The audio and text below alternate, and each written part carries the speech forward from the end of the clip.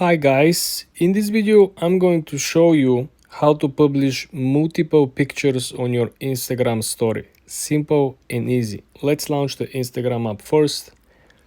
Then you want to head to the top left corner and you want to click on your story and the plus sign.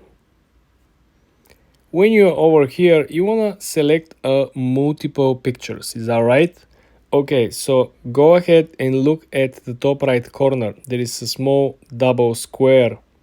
If I click it, now we can simply opt in for selecting multiple images. Let's select these two images over here. Then you can press next. Now we have an option over here to edit some text, to add different GIFs, to add questions, to add poll, right? Or we can actually mention someone. In our case, let's mention Apple. Why would we do that? Well, guess what? We have an iPhone over here. When we finish with editing, you can press next, and there you have it. You have two options. You can share this as your story. You can send this to close friends, which is this option over here, and then you can send this through messages. Simple and easy.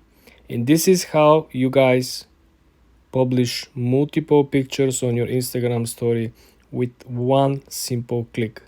For more tips and tricks like this, guys, subscribe and follow for more.